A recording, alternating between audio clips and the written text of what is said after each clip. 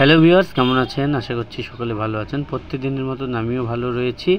আজকে আপনাদেরকে ভিডিওতে দেখাবো নওগাঁ চক্ষু হাসপাতালের কিছু আপনাদের দৃশ্য। তো অবশ্যই ভিডিওটি না টেনে আমার সাথেই থাকুন আর দেখতে থাকুন। আমরা প্রথমে চলে আসছি নওগাঁ চক্ষু হাসপাতাল, কারণ আমার মায়ের চোখের টেস্ট করানোর প্রয়োজন ছিল।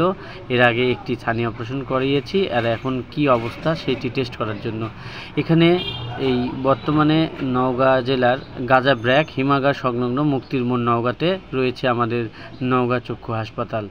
এখানে সুদক্ষ ডাক্তার দ্বারা সুন্দরভাবে আমাদের চোখের যে কোনো সমস্যা এখানে সমাধান করা হয়। আমাদের চক্ষু হাসপাতালের প্রথমে আমরা এখানে এই আপার কাছে এসে তার কাছ থেকে আমাদের যেই কাউন্টারে এসে তার কাছ থেকে টিকিটটি সংগ্রহ করি। তো আপা, আপনাদের এই হাসপাতালে যে টিকিটটি দিয়ে থাকেন এটির মূল্য কত? আচ্ছা, আপনারা যারা এই চক্ষু হাসপাতালে আসবেন সেবা নেওয়ার জন্য অবশ্যই এই কাউন্টারে এসে আপনাদেরকে প্রথমে ৭০ টাকা দিয়ে এই টিকিট কাউন্টারে এসে টিকিট কাটতে হবে প্রথমে, তাই তো? আচ্ছা, ঠিক আছে আপা, আপনাকে ধন্যবাদ। চক্ষু হাসপাতালের পরিবেশটা কিন্তু অনেক সুন্দর ছিল। নওগাঁ চক্ষু হাসপাতাল মেডিসিন কর্নারও রয়েছে এখানে, চাইলেও আপনারা এখান থেকেই যেই ডাক্তার প্রেসক্রিপশন করে থাকে তার ওষুধও ক্রয় করতে পারবেন।